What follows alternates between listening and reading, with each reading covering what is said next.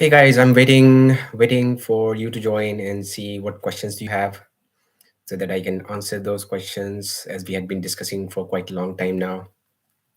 I'm expecting at least those who are in touch with me or those whom I'm communicating with for the past few weeks or few days, they should be here and keep asking their questions so that whatever you have, it not just help you but others also.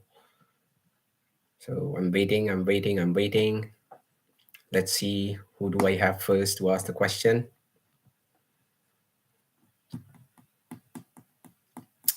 Hi Rajesh, I can see your message. How are you doing? I'm sure you are doing good, but in case, not in case, but you should be having any question, so you can type your question here and let's see what do I have for you. Great, great, thank you. I'm not sure how well does it goes, but I'm doing it for the first time for all of you because last time I tried doing it on some other platform, but I didn't see much of participation, and students still kept on asking me those questions repeatedly over and again. So this is okay. So I've got the question. It says today only I cleared my precast interview and I received unconditional letter today. Wow, congratulations. So do you have any question for me regarding your like next stages or next steps that you're supposed to follow? I'm waiting.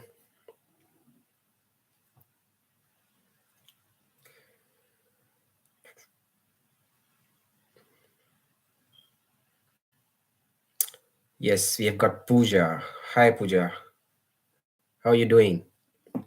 Ask you one thing. Is university open or closed after Sundays? What? I'm sorry, Rajesh, but I didn't get that. Like what exactly you're trying to ask? You are saying is university opened or closed after Sunday? Like if you're asking about this particular time, I would like to mention that from 22nd onwards, that is tomorrow onwards until 1st of January. So technically from 22nd until 2nd of January, 22nd of December until 2nd of January, university is closed. So in case if you're expecting any response or any revert on communication that you have already done, I'm afraid you won't be able to receive any communication unless they are so worried about the upcoming cohort, which is going to come in January. So, but from my side, I'm not sure that I'm very much sure that you won't be getting any response for these 10 days or so. So I hope I answered that question. And hi Priyanka, how are you doing? Good to know, Pooja, that you are doing good. Many of them are saying the university is closed due to experts. Yes, Rajesh, that's true. It is because of the. It's like they go on their annual leave at this point in time of the year. So not just for Christmas, but for New Year as well. So just in case if you are worried about something or any communication that you are expecting from the university, you'll have to wait. Unfortunately, if I pay my deposit tomorrow, when can I expect my cash? Oh, okay, so technically, for cash issuance, the earliest that you can receive your cash within 48 hours. But just in case if there is a situation like this, which is happening right now, they are on leave, so it might take some time. But still, a minimum of 48 hours until 5 to 7 days at most.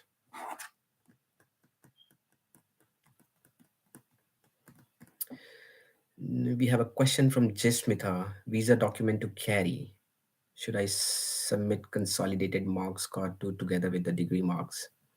I think yes, Jasmita, you'll have to do that. Don't I mean when it comes to documentation, not just for the visa purpose or for academic purpose, anywhere else in general. Based on my experience, it's better to have over documentation than missing out on something. So please carry whatever you can. It doesn't matter whether you are going for the visa for your biometric or you are transiting through the immigration check. So just carry all of your documents, I would suggest.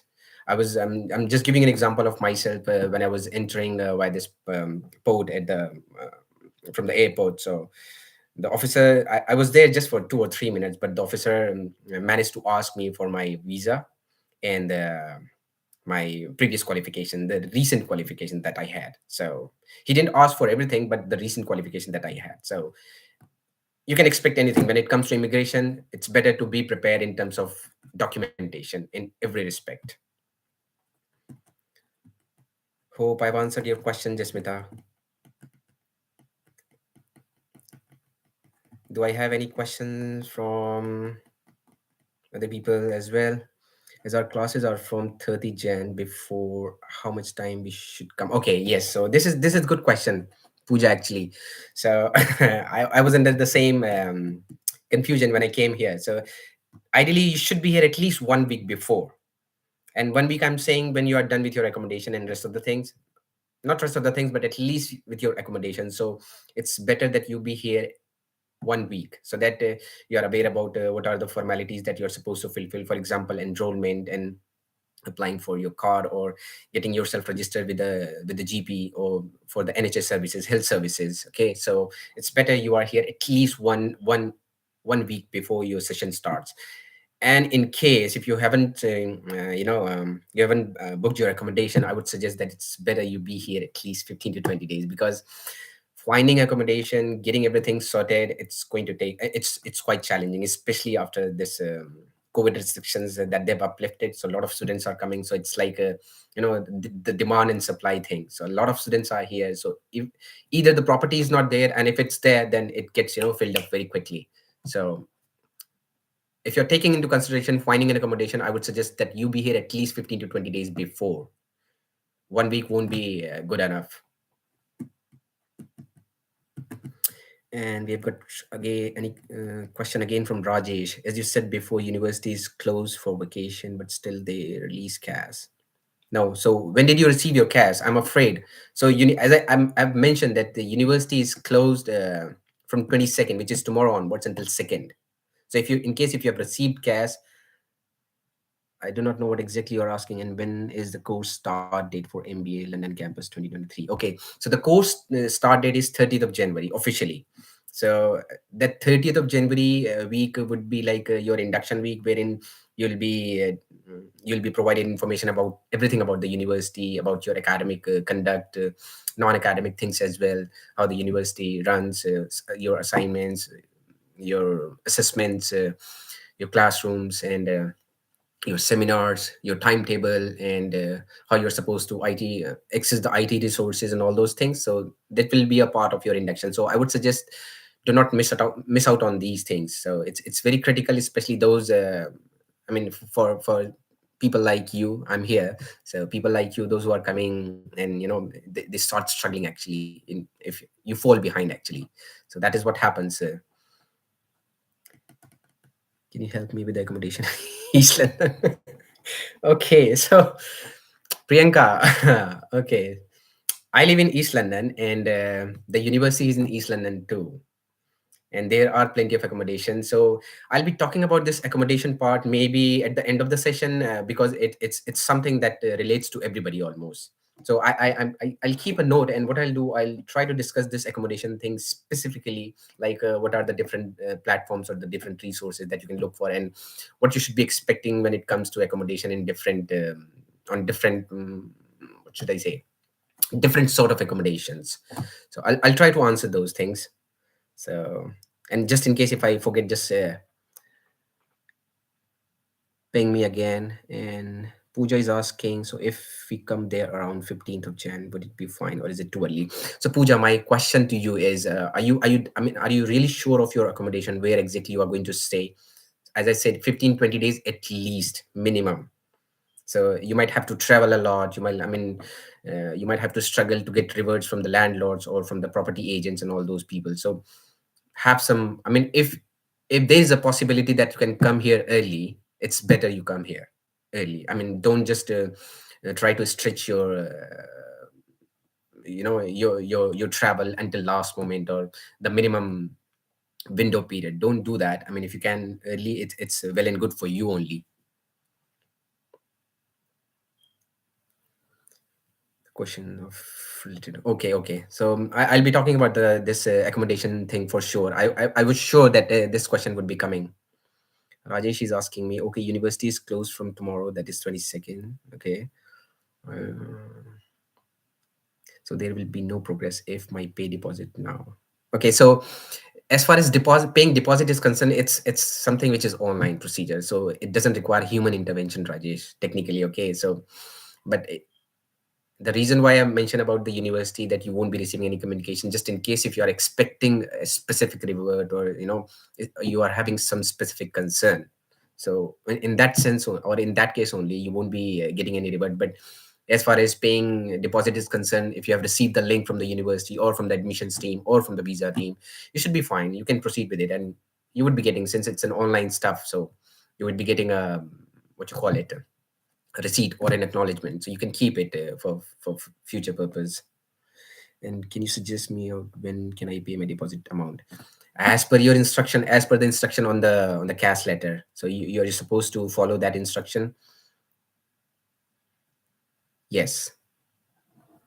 So it should be mentioned on your cash letter. And just in case if you are doing all by yourself, it's better to get in touch with the university. If not, then you should be asking your agent. They should be able to guide you on that. But I mean, it depends what sort of timing you're targeting. For example, you must be having plan for getting precast and then receiving cash letter and then applying for the visa. So the time is going to get sticky, especially, I mean, after this vacation period. So it's better you plan it accordingly. Rajesh, you have got good questions, but please let me know if I'm answering your questions the way you want, or does it make any sense to you or not? Please let me know. BRP card and I know after.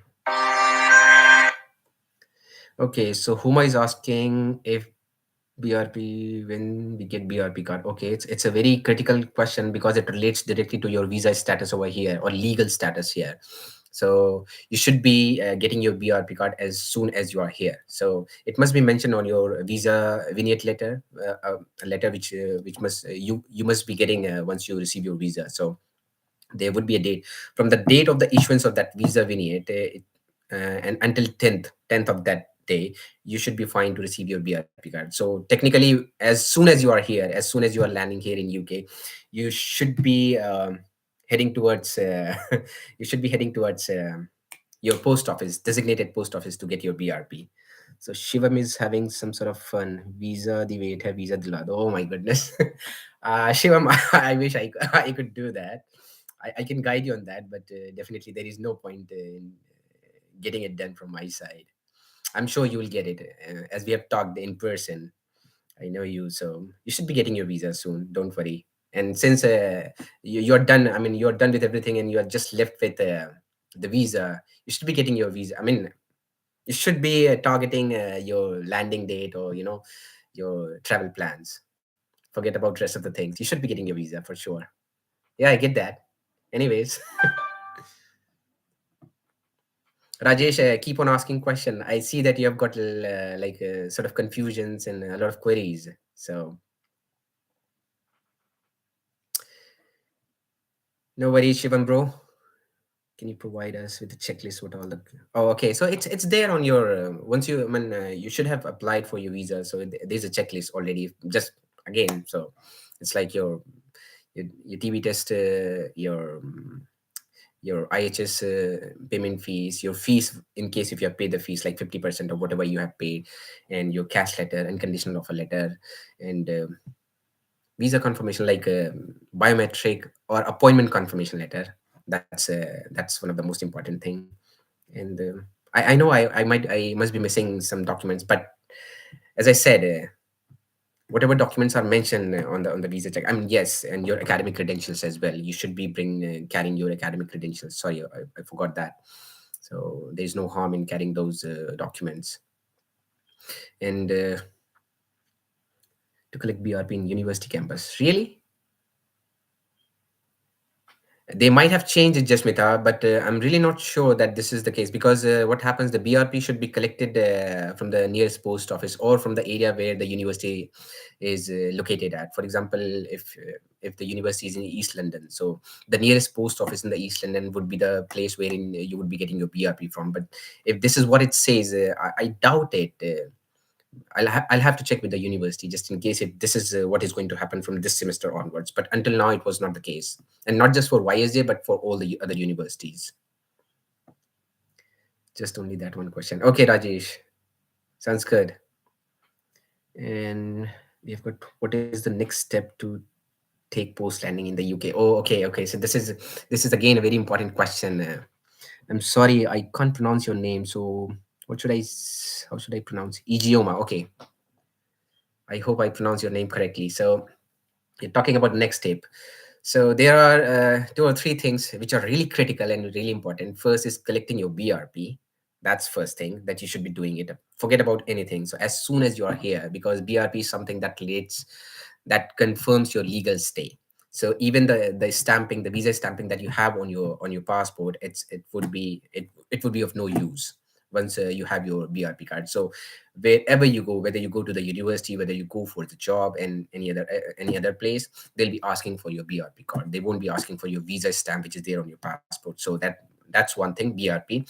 And second thing is getting your enrollment done and enrollment confirmed for whatever formalities. So I've said this in the group also. So keep a check on your registered emails. Through which you have started and submitted your application to the university. They'll be sending what are the requirements that you're supposed to fulfill to for getting your enrollment done. So for example, I saw last semester from September 2022 students that they were struggling with their enrollment. They didn't know where to upload their photograph. They didn't know how to access their timetable. They didn't know how to access their the course details. So all those things. So as soon as you are done with all the formalities of the enrollment, you should be able to have access to your the university portal, or you can say your student account or student portal. So that is second thing. And third thing, I'm still not talking about accommodation, because accommodation is certainly, it is one of the most, and in fact at the top of the important things that you're supposed to do. But forget about from the documentation perspective. I'm talking about what are the things that you're supposed to do. So BRP, then enrollment, getting your ID cards from the university, and what else? Yes. So if you're really concerned, and if you're so much into this healthcare thing, try to get yourself registered with the local GP of your area wherever you reside. So it's not so critical, but the medical emergencies can arise anytime. They won't provide you with a warning, so it can happen. So unless, and since if in case if you're not registered with the local GP or the healthcare services, it's going to be a big challenge for you to access the healthcare services or to get healthcare services. So that is third thing. And what else? Bank account. Yes. So bank account is also important. There are certain platform, for example, online platform, Monzo is one of those platform wherein people get their account open just to start the transaction. But I would suggest, don't just rely on online banking. Go to the nearest bank and have your account open. Maybe I've provided a detail what are the different banks that are available here. So it could be Barclays, NetWest, Santander. I'm just giving an example. HSBC is there, Halifax is there. So these are the banks that you should be targeting once you are done with everything. And it is connected with your enrollment, because once you are done with your enrollment, only then you would be able to have those bank letters and council exemption letter, work entitlement letter, and work in enrollment confirmation letter. So these are the 4 or 5 letters which would be available once you are done with with your enrollment. So you can have your bank account open only if you have the bank letter from the university, and that letter would be available once you are done with all the enrollment formalities. I hope that answered your question. Then COVID cases is rising. Is there an impact? Okay, so this is something which I was just reading before going live. So yes, the COVID cases are rising. I would suggest all of you to stay to stay safe. Don't take a chance. Don't just and especially back in India, I've seen, and it's a warning situation now. So please don't take a risk, and yes, bring your COVID vaccination certificate. So those who will be working in healthcare sector, the employee is going to ask for the COVID certificate. So bring your COVID certificate also along with you, or any confirmation that you received the vaccination, full vaccination for COVID infection. So cases here are also rising, but the situation is not so alarming. The market is pretty much open, and everybody's working, and things looks fine. I mean, I was there last night in the market, and it was good. And since it's Christmas and New Time, I don't see anything worse happening as far as restrictions are concerned. So please don't worry about that. But yes, do take care of yourself, Shivam. I've just only one concern, bro. No, Rajesh, you should be having as many concerns as you can. You're saying how many days it will take to get cash, because tomorrow onwards they'll be. As I said, Rajesh, as I've mentioned already, so cash minimum duration is within 48 hours. You should be able to get your cash. If your agent or you yourself are so good with running after the university that I need my cash letter for so and so reason. So in case if you're not getting your cash letter within 48 hours or within 2 days, you should be getting it 5 to 7 working days. I'm saying working days. Puja, okay. Once we reach there, do our Indian bank account remains active? Okay, so Puja, this is definitely one of the important question, because I've seen students struggling when it comes to the managing their expenses. Because when I came here, I brought the forex card from my bank, and it was Wi-Fi enabled or contactless enabled. It was contactless actually, or Wi-Fi enabled. So I had no issue using my forex card here. But there were some students I've seen from the last semester, those who bought the forex card, but it was not contactless actually, so they were unable to use their card. And here in London, specifically in London, everything is on card, especially if you're traveling. So even in the buses or train, they don't accept cash. Okay, so they'll be accepting bank cards which are contactless, or the forex card which are contactless again. And since you're asking if your Indian bank remain active when you are here, it depends if that particular branch is here or not. For example, I've seen State Bank of India is here in certain areas. I've seen Punjab National Bank, it's here. I've seen Bank of India here. I've seen Axis Bank. At least facilitation counters are here for certain banks, but there are banks which are physically available. So they should remain active. You might have to do certain formalities or certain paperwork done, but I would say that don't rely on accessing your Indian bank account here in UK. Get sorry about that. So get your money loaded in the forex card, which is contactless, and you should be knowing about the charges that you're going to incur when you are using your forex card. So please do that. And just in case if you are having a concern, you can connect with me regarding managing your expenses via the banks or the bank cards. If you open ICICI Bank UK account from India, it will work there. Yeah, definitely. If you're saying if you are going to open a UK bank account from there, it should work. There won't be any issue, Shivam. But I'm saying don't take that risk of getting a bank account open. I would, I mean, on a personal on a personal note, I would suggest that you should get a forex card, which is good enough to have the transactions done for initially for 1 month or maybe more than that. And as soon as you are here, get your enrollment done, have your accommodation booked, and get the bank account open and transfer your money into your UK bank account and start using it. This is what I did actually. I'm sorry. Once we reach the Dwar Indian. Okay. So I've answered Shivam. I've answered Pooja. Huma is asking questions. How do I prepare for UK city visa interview? Oh my goodness. So I think we have Huma. So I believe that students here are mostly those who have got the admissions at least. And just in case they are waiting for their precast interview. So, okay, so student visa interview. There is no visa interview as such, but yes, there is an interview from the university which is called precast interview. And yes, if somebody is unlucky, even the immigration office can call them for the interview. But and that is called credibility interview or something. But that happens once in a like. I haven't heard those cases, but yes, there is always a possibility, and that happens only if there is misrepresentation of the document or misrepresentation of the information. So if somebody if somebody got lucky, so there will be a call from the visa office for having the interview done.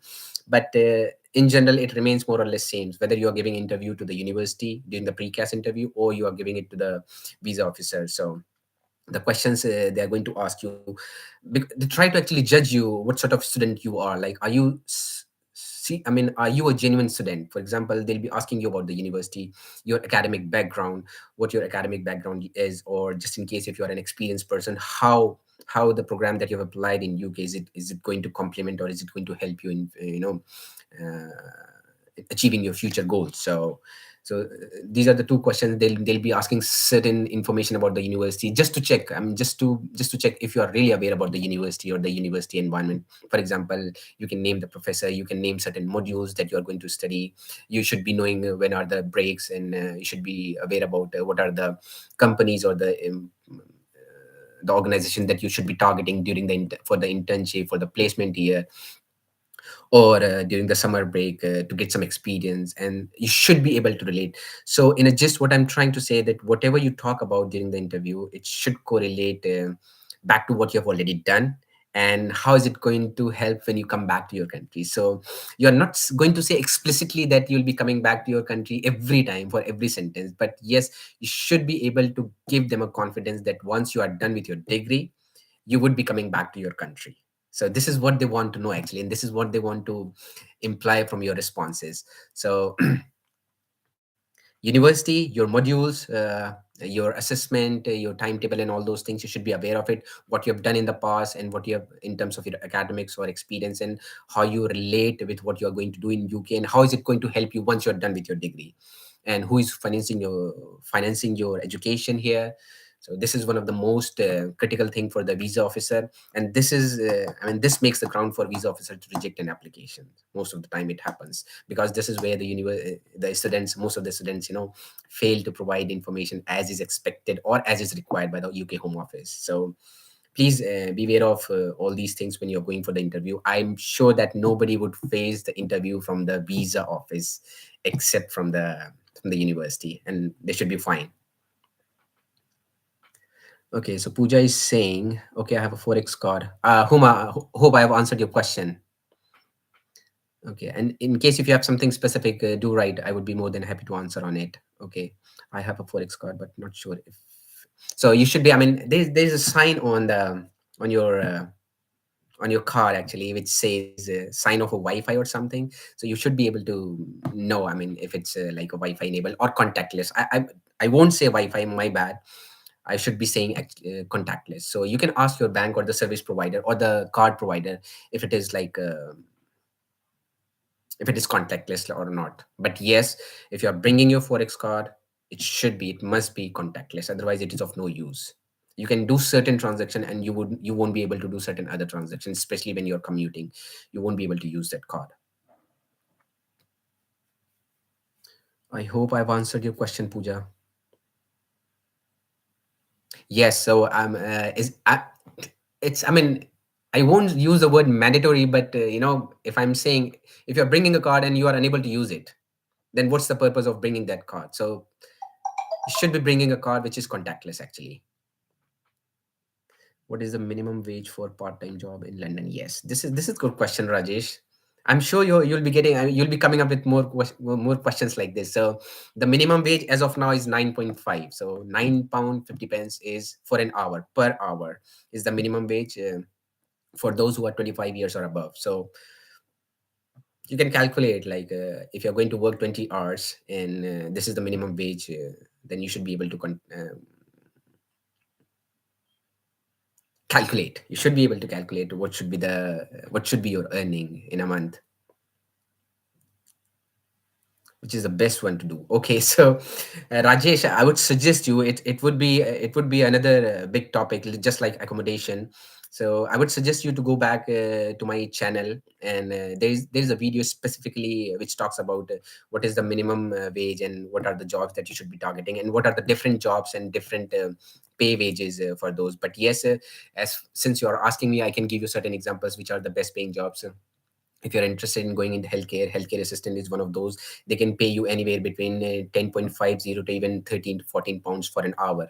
And if you are really good with your negotiation skills or marketing skills, and you're really really smart, and very sharp, so this property agents can hire you, and you can work for them, right? And they can even pay you really more than that. And interestingly, I've mentioned and I came to know that there's I'm not sure whether you guys would be interested in doing that or not, but I'm just telling you to give you an impression or give you an idea what is how does it vary for different job profiles. So those who can walk the dogs, so those who love dogs and they can train dogs for their owners, they can even pay you 14 to 15 pounds for an hour. That is what I've got to know. I haven't done that and I haven't seen anybody, at least from my circle, doing that. But yes, this is there.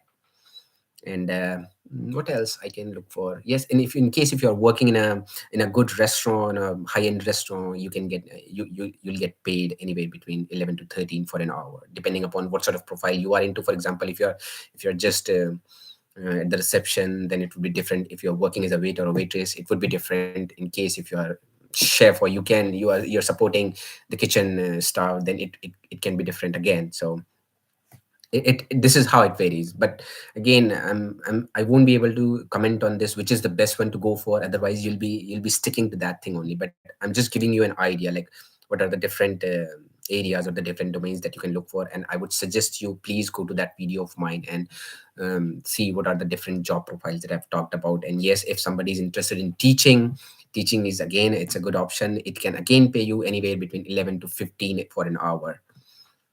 So I hope I've answered that question, Rajesh, regarding the job and the minimum pay wages. So Igioma is asking, also getting a job too. Okay, since so you guys would be studying in London, I would say that this is one of the best part of being in London, that it provides you with a lot of opportunities. So if I'm saying that, I'm not saying that the jobs would be easier for you. I mean, they would be running after you. Actually, you'll have to run after them anyhow. So some students I've seen, they get stuck, they get so much sticky about that they don't want to do a particular job, they don't want to go in a particular profession or into a domain. So these students sometimes struggle actually, so to find a job. But if you're open for earning, then definitely there are plenty of jobs, be it in the grocery stores, in the supermarkets, in shopping malls, in other clothing stores, jewelry stores, banks, and even if somebody is into motor vehicles and all those things, they can go for these these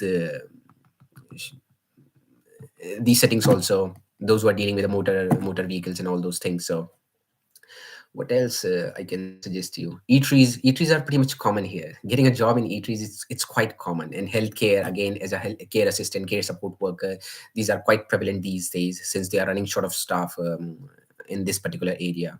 So that is one. And I mean, London is full of opportunities. To be very honest, I would say it's full of opportunities, provided you are open to them. So you won't be struggling too much unless you are sticky about what you want. And again, I'm saying you won't be struggling, but still you might face some challenge, or you might face some lag. I mean, you might be into lag phase wherein you are applying but you're not getting reward. So it might take some time, but yes, it would be there for sure. It For me, it took almost like 45 to 50 days to get the job that I'm into right now. And I'm very much happy. For the last ever since I came here, it's almost 1 year now, so I'm working and they are paying me well. Okay, so we have got this spammer in the group. Interesting. You got point. So Pooja got my point. Okay. Rajesh is saying thank you. And I would like to know about the weather. Yes, Pooja, you are hitting the right question at the right time. So, weather in England, I'm talking about England, and London comes in England. It's really unpredictable, and it's really, really, really, it really gets harsh. Not just for winters, but also for summers. This time, I heard that almost like 1,000 people in Europe, in the entire Europe, died because of the heat wave. So it can get into extreme. I mean, even if it's like 30-degree in summers, it really hits you hard. And similar is the case with the winter. So it doesn't go that often in the minus temperatures. Although it was in the last week, it was like around -4 or -5. But when it gets windy, it hits you right on your face. I'm telling you. Otherwise, it's tolerable to an extent, provided you are, all packed up uh, with your winter wears. So you should be fine. But Yes, it's harsh. It's harsh at times, especially, and it gets windy anytime. It gets cloudy, and it start drizzling, raining anytime. You just can't expect it. I mean, even if the Google says that it's going to be sunny tomorrow, it gets cloudy, and not just get cloudy, it starts raining, and by the time the rain ends, the wind starts. So this is how it's quite interesting, and it's quite sometimes it's quite annoying also, especially if you've got some plans and this sort of fluctuations happens in the weather. So it really gets sticky. But yes, you should be, since you're coming in at the peak time, I would suggest that you guys should be having at least two good pair of jackets with hoodie, because as I'm saying, it gets windy and it rains a lot here. Not just rains, but it drizzles a lot here. So your umbrella won't be working. When I came here, I didn't bought umbrella, and I bought with this what you call it, a raincoat, which helped me, which helped me when I was supposed to go for work a few days back. So you can bring it if you want, but I haven't seen people using raincoat here. They prefer wearing long jackets with hoodie. Hoodie is something that you should be looking for, and bring at least two pairs initially, and once you are here, you can buy as per the market and as per your preference, likes and dislikes. You can go for it. I hope I've answered your question, Pooja. What sort of stuff? So, Pooja, what exactly you're trying to? You're asking about the stuff that you're supposed to carry from the country of your origin, like in terms of the clothing or food or what? If you can please write that question. Priyanka is asking how many days or hours per week we will have our classes for MBA. Yes, this is quite relevant question, Priyanka. So, if I talk about MBA in general, there are other courses. For example, project management, digital marketing is also there. So there might be some variation, but not too much. And if you have seen your modules, there are six modules, 6 or 7, including your dissertation or capstone, right? So you'll be taking 3 modules in each semester. So at least you should be coming onto the campus at least 3 days a week. It could be in succession. Maybe you will be coming 2 days at a succession, and then one day after a gap of certain days. But at least 3 days you should be coming. And on campus, just in case if you are lucky, sorry, if you're lucky and if you have 2 seminars on campus, so you'll be staying on campus at least for 3 hours. So the seminar for which you'll have to be present on campus in person, it lasts for 1.5 hours or 2 hours. 2 hours, yes, 2 hours at least. So 4 hours you'll be spending, in case if you have 2 seminars on a particular day. In case just one, then you'll have to spend 2 hours on campus. So 3 days minimum in a week, and it can vary, like how much time you're spending actually in campus. It's vary depending upon, again, as I said, if you have just 2 seminars, time would vary. If you have just one seminar, time would vary. And yes, most of the lectures as of now, and I don't see any change happening in the coming session. So the lectures, so for seminars you'll be on campus. For lectures, it's going to be on online. So Microsoft Team is the platform where they conduct these online lectures, and I'll be talking about these two things, Microsoft Outlook and Microsoft Teams, at the end of the session. Please, if I can request somebody, can you please ping me on this particular thing? I would like to talk on these two things, because a lot of students, I would say a lot of students, struggle using Microsoft Teams and Microsoft Outlooks. They are not aware where the university is emailing them, and they are not aware how how to access these online lectures. So you should be really well versed with your Teams and Outlook. I will talk about it. So Pooja is happy with the answers that I've provided. Okay. So I've got two questions that I need to discuss when we are approaching the end of the session. First is about the accommodation, and second thing about this accessing your seminars or the lectures via online platform. Is there is any okay, yes, good question, Rajesh. Actually, there is no dress code, but there is this requirement from the university and from your teachers and professor that you should be wearing business attires when you are presenting. So doesn't matter whether you're presenting individual as an individual or in a group, you should be, it is an expectation from the university, being a graduate, and that too for an MBA or a master's program. they should expect you to be present in a business attire. So yes, bring at least a couple of business attire, both for girls and as well as for the boys. Anything is fine except for the presentations. When you're presenting, you should be in the formal attires. That is what they're expecting at least. I would say it's not mandatory, but yes, sometimes some of the professors get impressed if you are really dressed up well. So you might fetch some extra marks. Might. I'm not saying that this is going to be the case, but this could be a case. It's better you bring at least, if you're not comfortable bringing two suits, I would say at least one suit and one formal attire. This would work.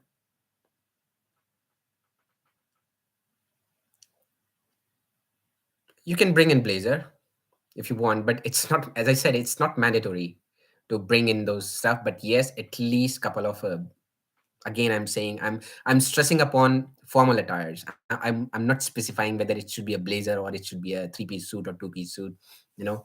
So I'm not specifying that. It depends how comfortable you are, whether you just want to wear a pant or shirt, or you can, I mean, you would like to wear just two-piece or maybe three-piece or maybe blazer. It depends on you. I hope I've answered EB and Rajesh. Please, guys, come up with. I There are plenty of questions that you guys are missing. I want to see those questions coming in from your side. For 2-year courses, what are the tentative months for holidays in first year? Okay, so this is good question, EB. So since you would be coming in January, I would say the first major vacation or holiday period would be April. That is where the Easter break would be coming into picture, and it is for like, roughly for 3 weeks, I believe. For Easter breaks would be for 3 weeks. Then since you're coming on, you're talking about 2 years. Then summer vacations. Summer is the time starting from June, July, August, and September.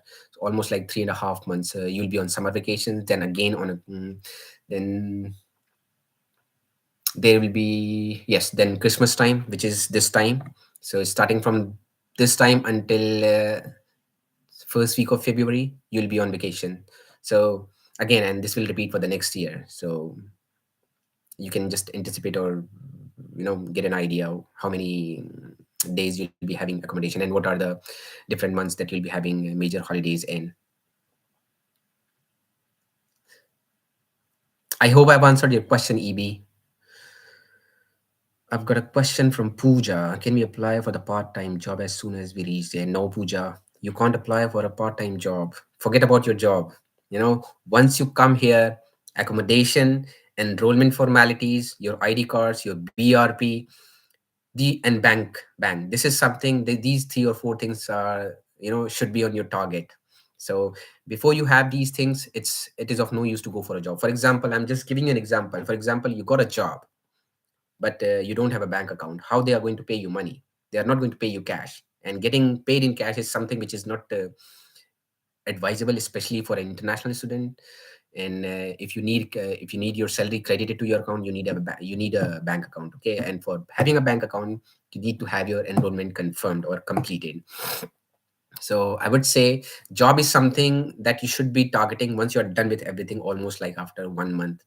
And also there is also a condition. It is also dependent on your accommodation. For example, you got a house in one area, but you got a job in another area, then you'll have to travel. Like, traveling, I would say it costs a lot here. I mean, if you don't have time, if you're not really uh, if you're not frugal, if you're not miserly, then it will cost you money. And so everything first, job later on. Don't focus on your job. Like, once we get settled with the recommendation, can we start the job, or we have to get our classes started? No, no, no. So there is the Puja, there is no relation between your classes starting and your job starting. So it has no relation. But yes, you have pointed out all by yourself that accommodation and other formalities, paper formalities like BRP and all those things, and then go for a job. This will make more sense, right? Otherwise you'll get stuck when managing between your academics or the university, your accommodation, and your job. So you'll have to you'll have to proceed in a sequential manner and be well organized and well managed with everything. How are the exams? And Pooja, just in case if you still have, if you're still not clear what I'm trying to say, you can just ping me again, and I'll be more. I'll try to elaborate on what I was talking about. Priyanka is asking about how are the exams. So exams, there are no exams, but the mode of assessment is going to be like your presentation, whether it's going to be individual or group presentation, or is it going to be a report, individual report that you're supposed to write all by yourself. So, or it could be a combination of both. So, for example, 30% for your group presentation or individual presentation, and 70% for the assignment. So, there is no written exam as of now, and I don't see a written exam happening. I mean, I don't see it happening here in UK. So, don't worry about it.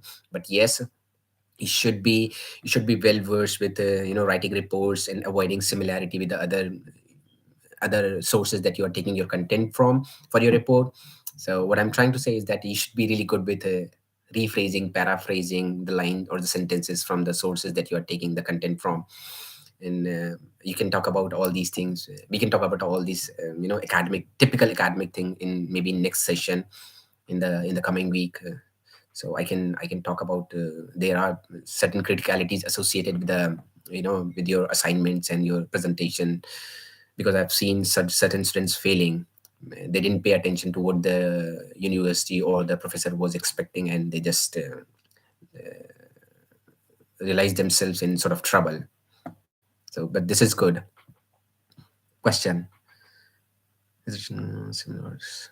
So, Jasmita, I'm just taking your question again. So, if you're talking about seminars, seminars are going to be actually in person activity. So you'll be going to the seminars and you'll be discussing a case study either as an individual person or in a group. So might be there are 30, 40 odd students in the class, and you'll be having a sort of discussion or debate or sort of 5 minutes presentation in group, what you think about the particular case study that was assigned to you during the lecture or after the lecture.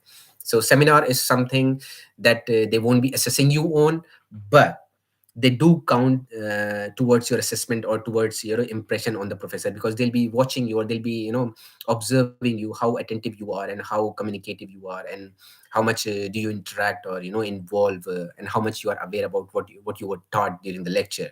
So this is where it is important actually to be in the seminars. So yes, I believe I have yes, I've taken into account all the elements of your question, Jasmita. So EB is saying thank you. Huma is asking, can student work more than 40 hours during the holidays? Huma, actually, you should try to, you should have rephrased your question.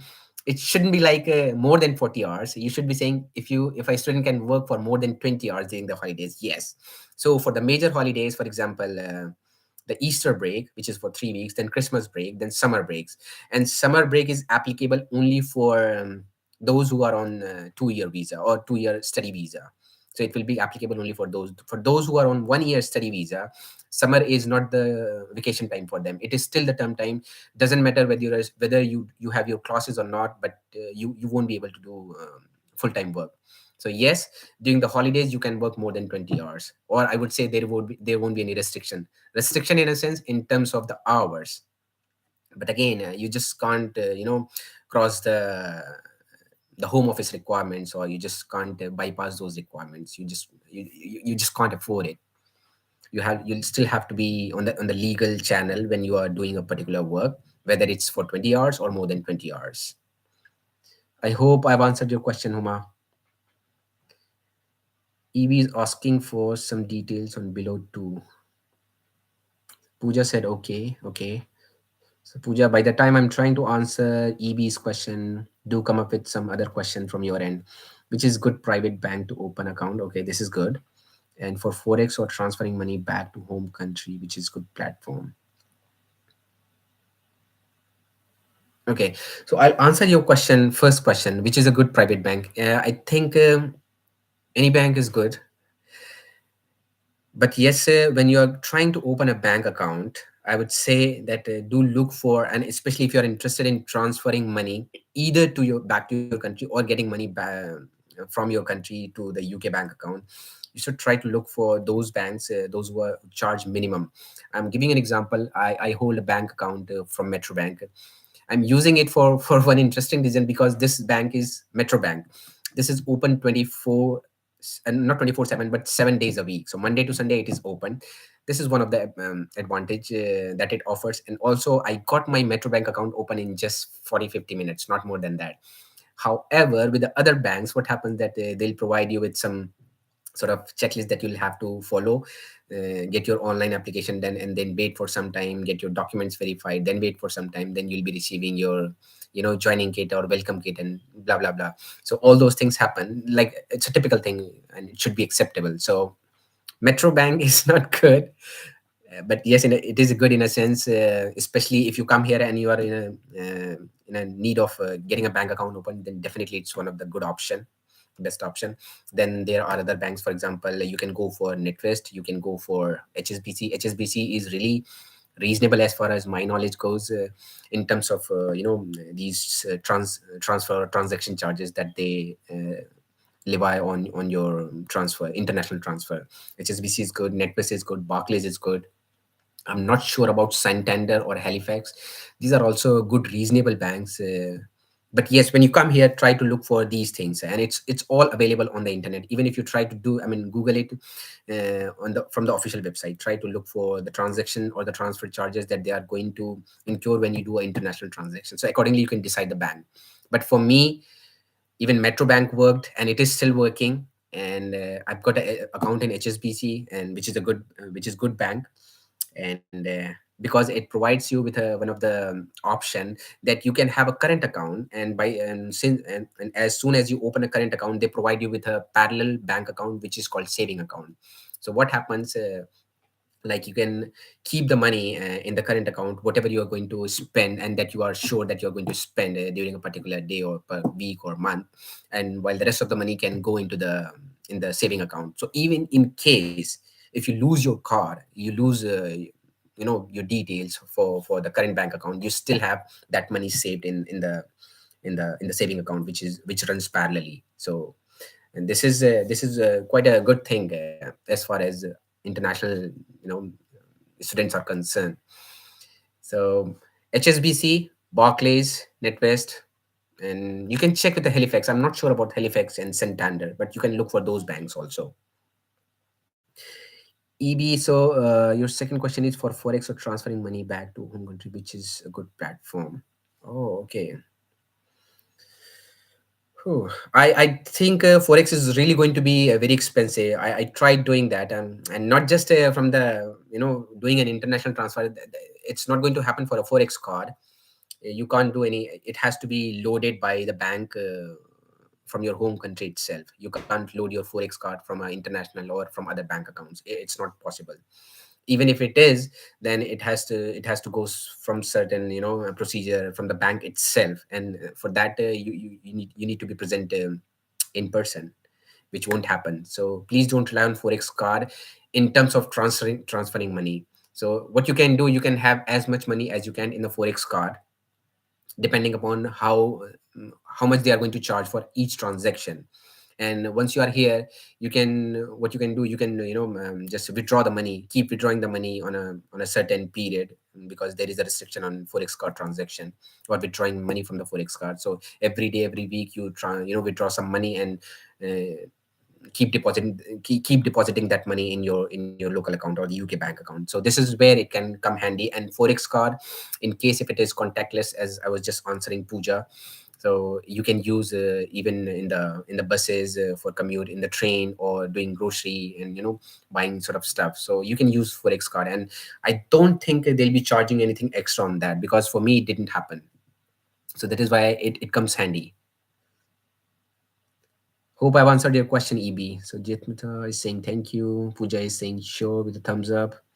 How many days we will have in-person and online classes per week? So it's going to be 3 sessions for online lectures and 3 sessions for in-person seminar activity. Okay, EB, as simple as that. Priyanka's asking, can you briefly touch on careers or job opportunities after MBA in healthcare?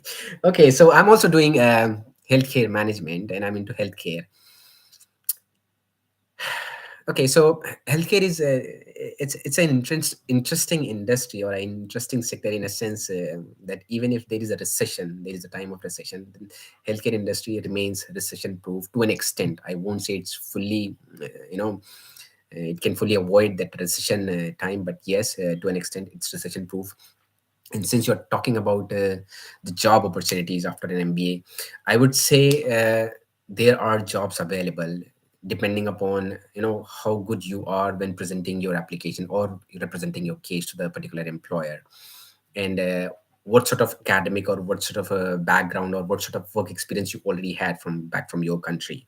So there are plenty of factors that comes into picture altogether when you get a job.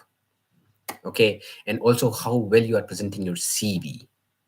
So that is also, and in this part of the world, CV is a big thing. CV and references are really big. So there are jobs available, Priyanka. There are jobs available in hospital sectors, in pharmaceutical sectors, even in the university, in research and development. For example, if the university is doing some research, they've got the funding for conducting some certain study or sort of stuff, so you can join as a research assistant in the academic setting. Otherwise, hospitals are here, healthcare settings are here, healthcare agencies are here, then pharmaceutical sector is here, then there are certain contract research organizations, those who hire candidate from different backgrounds, and what else in healthcare. So these are the primary areas actually you can look for jobs. So but there are plenty of jobs. Medical coding is there, and transcriptionist job, coding, teaching, anything you can think of into healthcare, everything is available here depending upon how good you are. I mean, in terms of what you have done already and what you're doing here. So I'm coming to a point wherein I would say that, I mean, I'm not trying to discourage anybody, but doing an MBA is, if you think that you have done an MBA in healthcare management from UK, so you're very well qualified and employers would be running after you to give you the job. This is not going to happen actually. This isn't the case actually. So it's like you see it holistically. So your academics, your previous experience, how well you have presented your case, how well you did during the interview, and all those things. MBA is just is just a launching pad for you. It gives an assurance to the employer that you have done studies here, you know the system, and you are good with your communication skills, and that is the reason why you completed your degree. So communication, yes, communication is a big thing. So try to be really good with your communication skills when as soon as you are here. It is going to help you a lot when you go for interviews and when you're doing jobs in professional settings. So try working on your communication skills as much as you can, and by that, as soon as you are here. I have seen students, those who prefer, for example, those who just prefer staying with their community people. For example, if somebody is coming from India, they would like to stay with the Indian people, or specifically India. If they are coming from southern part of India, they'll like to prefer staying with South Indian people. If somebody is coming from North India, they would like to stay with North Indian people. The reason why, and they start communicating in their local languages, so which is not good actually, which doesn't help. So if you are here, try to mingle up with people from different countries, at least 4 or 5 countries, whatever the countries the youth students are coming from, and try to, I mean, take this opportunity as developing your communication skills, becoming confident, and learning new things from other people. Okay, so this is one of the critical thing when you are going for jobs. So please bear this thing in your mind. Priyanka, I've answered your question, I believe, but I really can't be specific what sort of jobs are available and how good MBA is for fetching a job.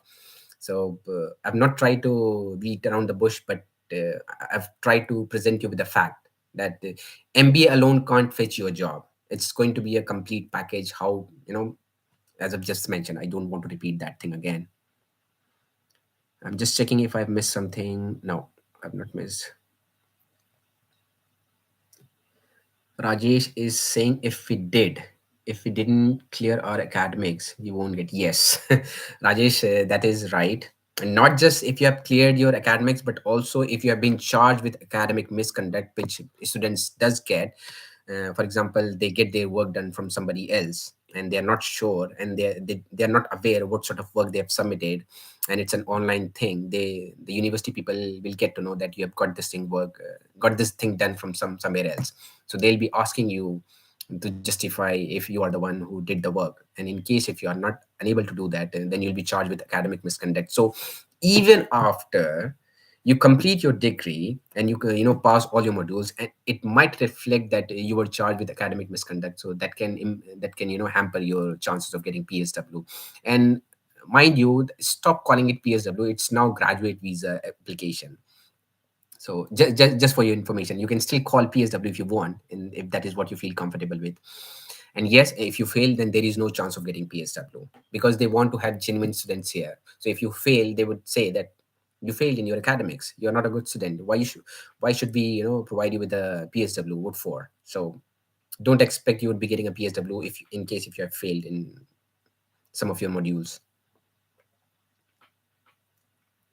And EB, since you are saying thank you about the bank thing, I would say please visit my channel, and there's a specific video talking about the bank and what sort of documents that you're supposed to get a bank account open, because I've seen students struggling to get a bank account open as well. And I'm saying these two words: students struggling. Students do struggle because they are not so well managed and well organized and well informed about what they are supposed to do to get an accommodation, to get a bank account, to start working, to get their BRP, to access their enrollment, sorry, the student portal or the university portal. So please do check those videos, so you would get an idea like what sort of documents are required and how you can access those banks, right? No.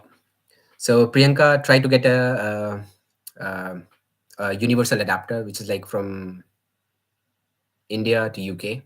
You'll get it in India maybe in just 40, 50 rupees, or maybe 100 at most. Try to get at least two for your mobile and for your laptop. Bring that charger, universal adapter. Sorry, otherwise it won't work here. Here we go. We have got a question from Pooja. Can we use some of our funds after getting the visa, like accommodation, flight, or some essential shopping? Pooja, technically, the answer should be yes. But to be on the safer side, I would say that don't use like much of your funds from the savings that you have shown to the visa office, or while applying for the study, for the visa. I would say just keep it on hold for some time. Get your get the support from someone if you can, to get all those, to manage all those expenses. And once you are here, you can transfer the money back to them. So before you land here, please don't do that. But even if you do that, I don't think it's going to be a challenge, because you have done it already. But on a personal note, if I would be you, I won't do that. And this is what I did actually when I came here. I didn't touch my funds before landing here. I didn't want to I didn't want to be in any sort of trouble as far as this my legal stay or visa thing is concerned. So please, if you can manage, don't touch your funds which you have shown to the visa office for your visa application.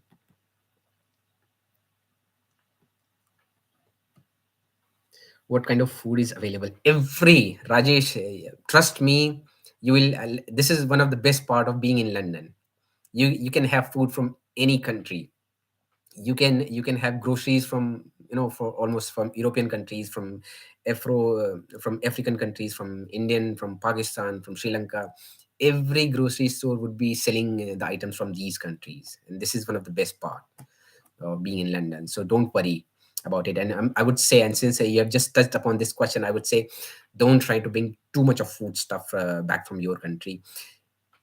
It should be good for 15, 20 days, or maybe if you're still not comfortable, you can bring in for just 1 month. But you should be, I mean, you should be fine after 1 month or after certain days. Once you're settled with your accommodation and academic thing, you can go to different groceries, you can get whatever you want, just name it and you will get it here. Jismita is asking, okay, MBA is just a platform. Once we finish, we can apply for. So you are taking my words in a literal sense, Jismita. I'm not saying it is a platform. I'm saying it can serve as a platform. It serves as a platform for the employer to give them an impression, or to give them an assurance that yes, you are good with your communication skills since you have studied in UK, and you have got a valid status here. This is what you came here for, and this is what you are going to do. So it gives them a sort of assurance on your candidacy, right? when once we finish we can apply for any job in pharmaceutical field, like as a research and development of. Yes, you can. There is no harm. I mean, I don't see any challenge, or there is no restriction. Once you're done with your MBA in healthcare, I'm also touching somewhere to pharmaceutical sector, then medical research. I'm somewhere in the middle.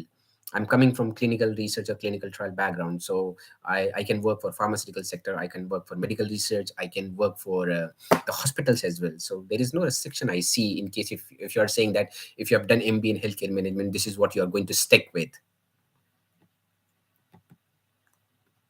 Any formulation companies, yes, you can definitely go for that, Jasmita. There won't be any challenge. And again, I'm saying you should be really smart, and you should be really good with your communication skills when you're presenting your case to the employer. When I say presenting your case, means the way you are presenting, making your CV, and the way you are giving your interview, the way you are going to justify what you have done in the past, and this is how you're going to contribute to the profile that you have applied for, or to the company that you are going to work for. So, it's about being smart at that particular moment. And once you are into the profession, and once you are into the job, you'll be learning and you'll be delivering. This is how it works. And I'm sure that in case if you have work experience, you should be knowing this thing. Okay, it's Ijaz Beg. Okay, it is showing EB actually, so I didn't know that. So Pooja is saying okay. Jasmita is saying okay. I come from pharmacy background, so I wanted to know. Okay, there are few areas or few places here in London, or in the outskirts of London, those who are dealing with this pharmaceutical thing. For example, Basingstoke is one of those areas. It is almost like 40-50 minutes away from London. There's a train, and there are trains going to that side, so there are pharmaceutical companies. And there's again, there is place called Reading. It is also, again, it is just touching the London. So there are certain medical research organization you can target, those areas once you are here. Definitely not for your part-time job, because you just can't afford to commute to that far on your study visa, and as long as you are studying here. And Igioma is again with a question. Please, can you concentrate a little bit on accommodation, because it's of. Yes, it is. Okay, so Igioma, as I've mentioned, that I'll be talking about the accommodation thing, and what else? Your academics thing. Certain things about the academics. I'll be talking about these two things once we are done with all the questions that we are receiving here. Let me see if we are done with the questions, then I can touch upon this accommodation part. Okay, can you just brief a quick top points for accommodation, and if possible, please do one video on that and post it on our channel.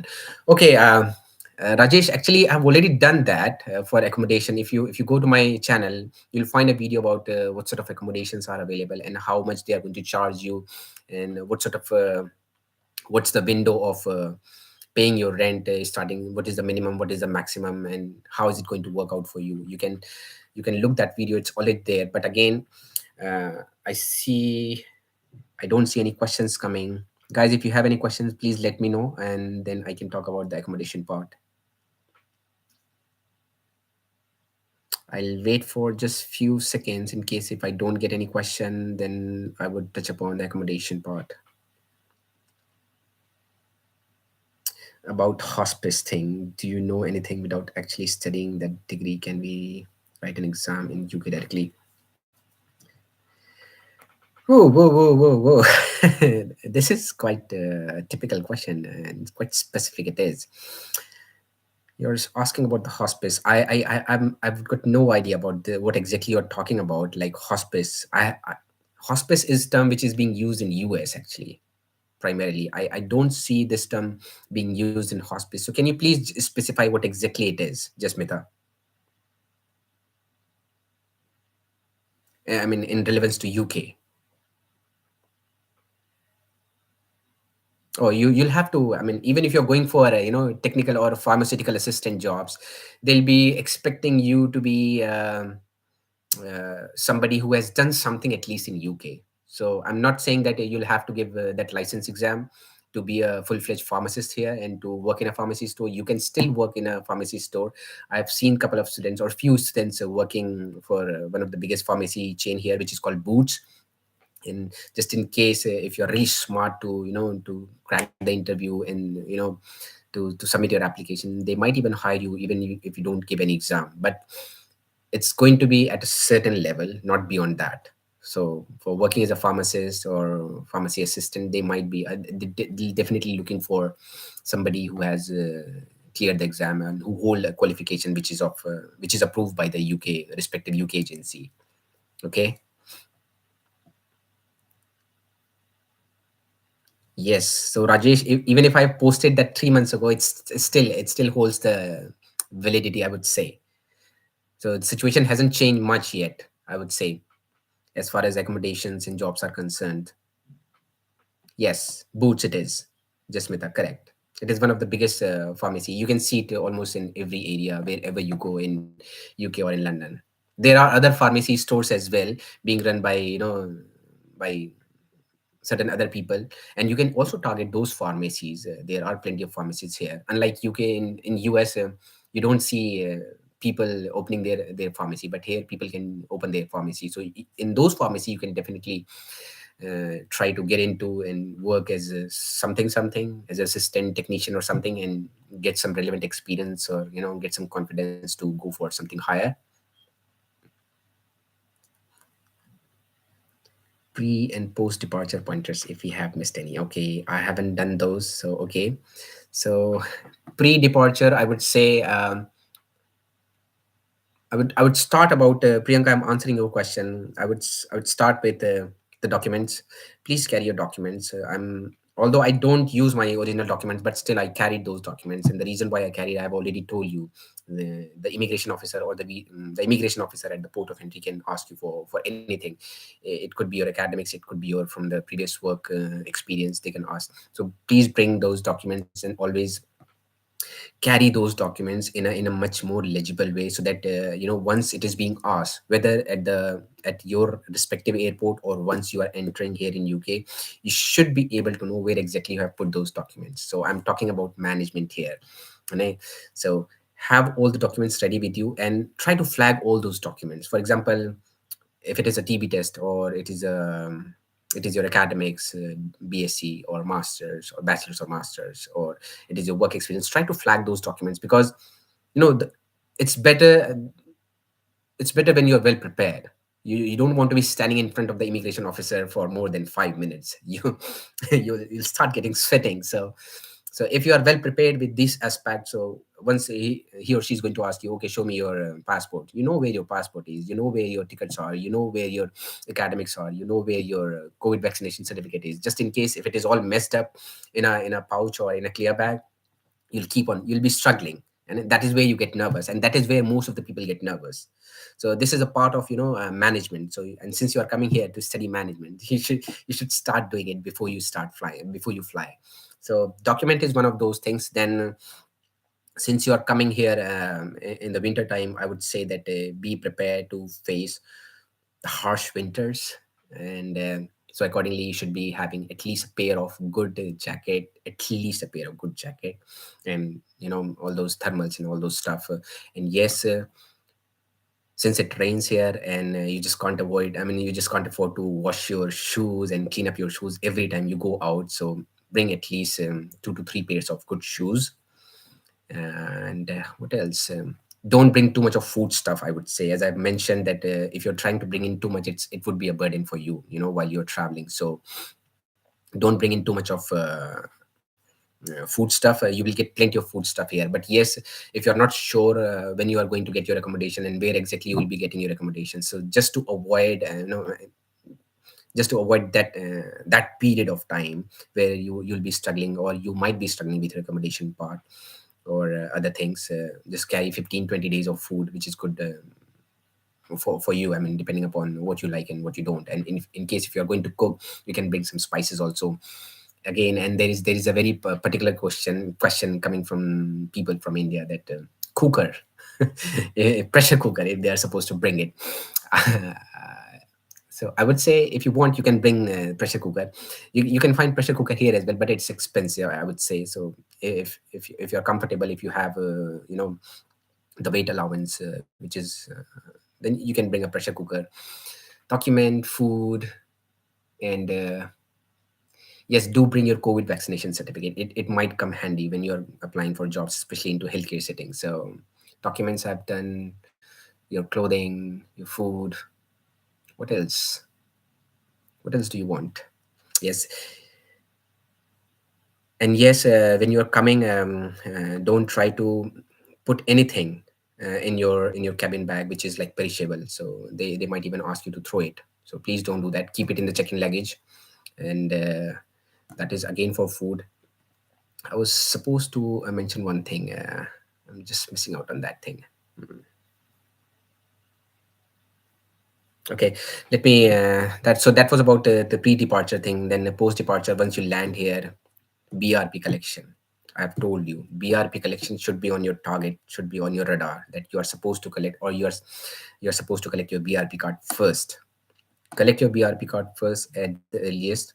Then have your enrollment done, get your registration done with the health services.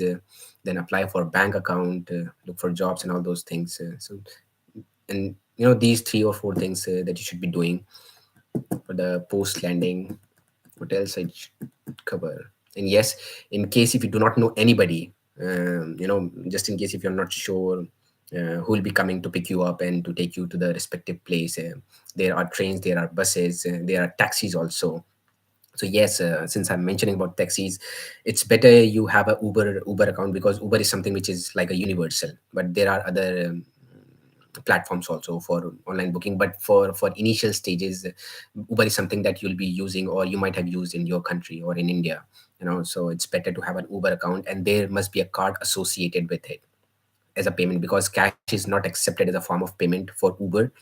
So just in case if you struggle, if you're not comfortable traveling in train with all those luggages, and if you're not comfortable traveling in bus either, then Uber is definitely comes handy. So Uber is, I would say, is comparatively cheaper than the local taxis. I would say almost like it's a big difference. When I came here, so for taxi it was almost showing 120 pounds or something for taxi from Heathrow Airport to the place where I was supposed to stay initially. But for the Uber, it was like almost like 60% down. Oh, sorry, 40% down. So I had to pay almost like 70 pounds or something for Uber. So you can do that.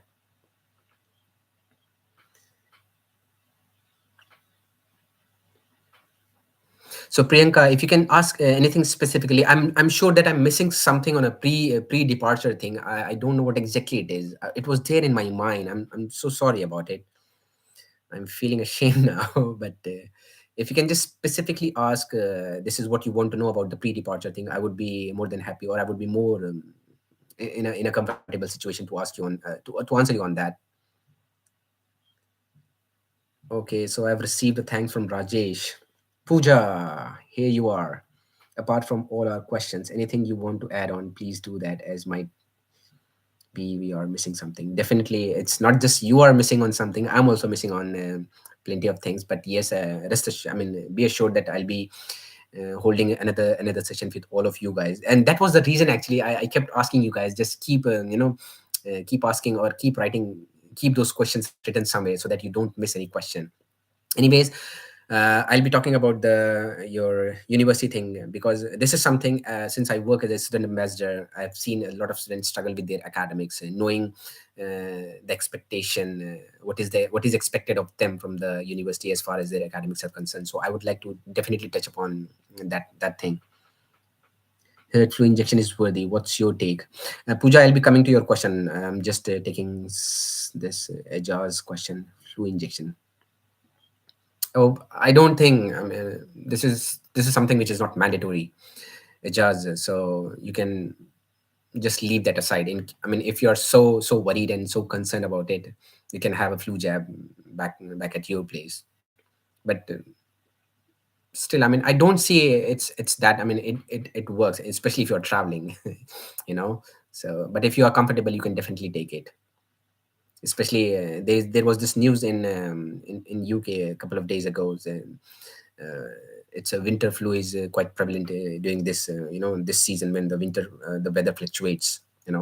So if you want, you can have a flu jab. No worries. Any access to senior material? Seniors materials. Okay, okay.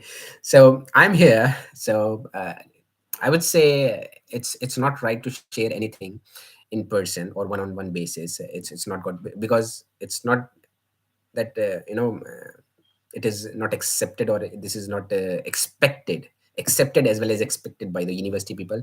But it might not even help you. On the contrary, it might it can prove disadvantageous. For example, if I have provided you something and there is a change, especially when it comes to assessment for your assignments and presentations. So you might get a heads up on this is, oh, okay, this is what I should be expecting, and you see all of a sudden something else being posted on your student account, that this is what you're supposed to do. Then you'll be in a situation wherein, so what I'm trying to say, be prepared for a surprise. But yes, if you are asking about what you're supposed to access, and what you're supposed to how you're supposed to access the resources and get the relevant information for your assignment, for your seminars, for your presentation, how you're supposed to prepare yourself for all those things, definitely you can get help for sure. So I'm one of those ambassadors. You might see me during your induction period, but there are other ambassadors as well to help you guys out with that. But again, I'm saying, don't rely on people, don't rely on anybody. You got to be upfront with whatever you have been provided with. You should be asking questions, as much questions as you can, from me, from people, from the university people, from your professors, the lecture tutors. So be upfront for asking questions, get your queries cleared, especially during the first 2 months, because after first 2 months, then it's all about your presentations, final assessments, or individual reports, and you won't get time. You get stuck with your job, you get stuck with your traveling, you get stuck with your academics. So you won't be having time to to go back and forth and asking questions either from your professors or from your classmates. Okay, I can do that. And guys, there's one general suggestion from my side. I mentioned one of those things, that try to mingle up with everybody. Don't just restrict yourself to the people of your state, of your country. This will hamper your your learning skills for sure. I would say that I've got some experience from US. Now I'm here, so I would say that try to mingle up with everybody. You will learn something new. You will develop confidence. You will hone your confident communication skills if you are good at it. In case if you are not good at it, you will develop good communication skills. So please don't restrict yourself the within your specific group. That okay, this is where I want to be. I don't feel comfortable talking to the people from Nigeria. I don't feel comfortable talking to people from Nepal. I don't feel comfortable talking to people from India.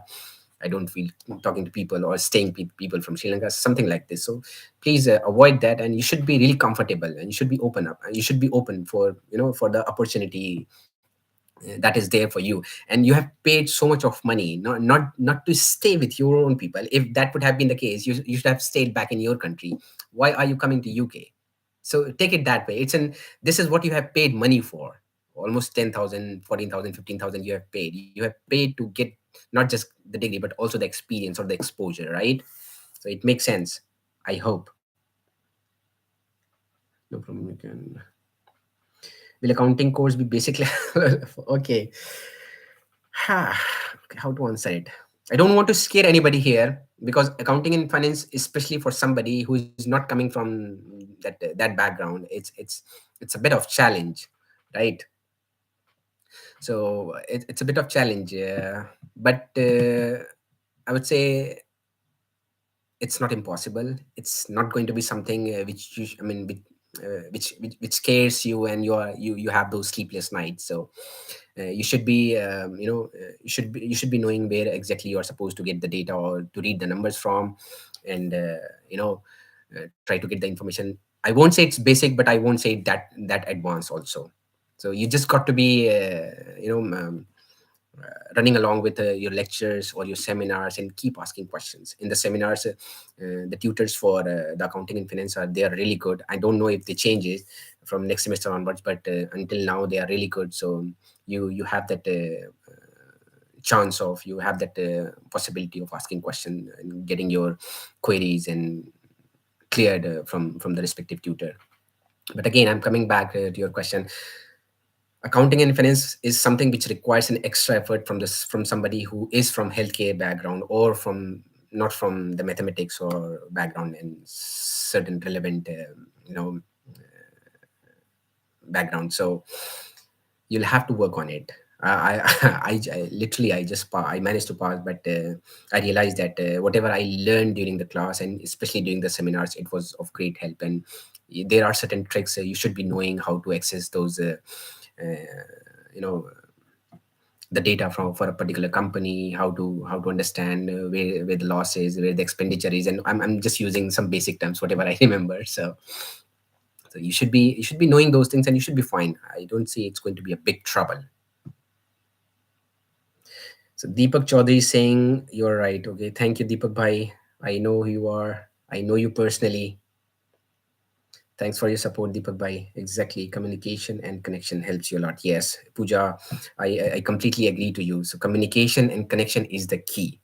It's not about how good you are with your academics and how well you have secured marks or grades in your academics. Ultimately what is going to matter is your communication and connections, how what sort of connections you have developed and how good they are in providing you with the information, in providing you with the references, in providing you with the relevant sources, for you to be in a better place.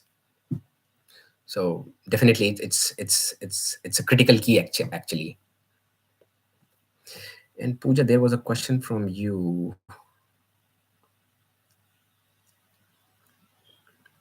Priyanka, again, I'm asking you if I've missed something, please. If there is something specific that you want to talk about on pre-departure and post-departure thing, please ask it.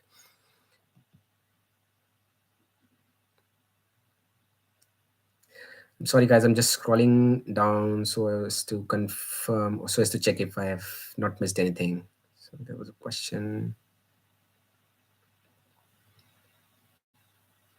Yes. Okay. So I don't see any question coming. So I would like to talk about this Microsoft Teams and Microsoft Outlook, how important and why it is important, especially for you guys and those who are freshers, those who have not worked.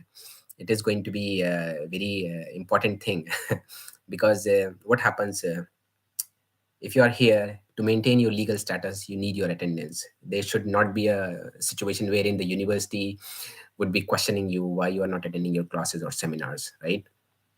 So, and the reason why I'm saying about I've started from the visa thing is to put a stress upon this thing, that how important it is. So to know how to access your classes or lectures or communication over the email. So to my surprise, I have seen few students asking a question, where exactly we get this information from. So I told them, don't you use MS Outlook, Microsoft Outlook, as an email from the university? And they were like clueless, like they didn't know anything about what I'm talking about. So that this is quite strange. I mean, after 2 or 3 months, you are not aware and you're not sure where exactly the emails is coming from the university, and you do not know how to access your emails. So guys, two things you should get used to. First, Microsoft Teams, how to access Microsoft Teams, how to access the links to join certain sessions. You can even try make a mock run. It's free of cost, so you can do it while you are still planning to travel or fly, right? So Microsoft Teams and Microsoft Outlook, and these two platforms, there are certain things. First, you should be able to know where the calendar is. So calendar is something which shows you, in case a professor has put a lecture on a so and so on a particular date, it will reflect. If it is in synchrony, if it is synchronized with your system, with your university portal or the student portal, it will come automatically on your Outlook or on your Teams calendar. So if you, for a particular, for example, if there is a lecture tomorrow on 22nd, if I go to the calendar on Teams or on Outlook, it will show me that there is a lecture from this time to this time, and there is a link as well. So that is where it comes handy, especially if you are just it's a morning time and you're just struggling with some your daily chores and all those things, and you want to catch up on the lecture without failing. Because most of the professors, what they do, they give attendance right in the beginning of the lectures. So, and some of the professors, if they want to make sure that you stay in the lecture for the entire duration, they can give you the attendance code maybe during the middle of the lectures or at the end of the lectures, just to make sure that everybody is there on the lecture. So this is what I'm trying to suggest you, that try to install these two things and try to look around how to access links, how to access calendar, how to join a session on Teams, how to join a session via using your Outlook email, and what are the different things on Outlook, what are the different things on Teams, how to receive a, oh, sorry, how to send a document or how to receive a document on during in the chat or on the Teams. That is one thing. And the basic etiquettes of sitting on a Microsoft Teams when you are attending a lecture. I have seen students, I mean, people just, they they just forget that their camera is on and they are doing a number of things, and they are not aware that everybody is watching them. Almost like 400, 500 students are there in the lecture, and their camera is on and they're doing something which I can't even tell you. So that's funny, but this is not professional and this is not good. Okay, so you should be aware of all those things. So that's why I'm saying, be a be get used to these two things, at least before you come. And there are certain etiquettes. Yes, I missed it. So when you are attending lectures, there is this tendency from the students, they keep on asking for, please, can you please provide us with the attendance code and all those things. Please don't do that. For God's sake, please never ever do that.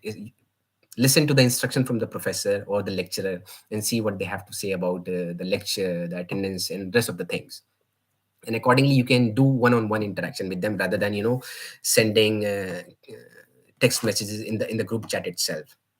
Trust me, there are certain students, those who are even not aware that if they are sending certain text in the chat box of Teams, it's visible to everybody, and it gets saved also. So please be respectful of that, be mindful of that, and be respectful towards everybody. And I had a very bad experience, not just when I came, but also in the previous semester also. So I see people, they are not aware. I'm not complaining about those students, but they are not actually aware of it, and nobody told them that this is something which comes handy when you are actually, starting your academic journey with the university. So please, MS Teams and MS Outlook, try to, you can Google it or you can YouTube it and see how you can use these two platforms either for your academic purpose or for in a professional environment. So it's going to be more or less same. So that was about Teams. So you have covered most of the things. I don't have anything specific. Okay, Priyanka, thank you so much. And regarding accommodation, guys, see, since I've committed that I'll be talking about accommodation, I'm saying that it's going to be a big thing. But very briefly, I'll talk about accommodation part. There are certain platforms that you can look for accommodation, and what are the different kinds of accommodations that are available.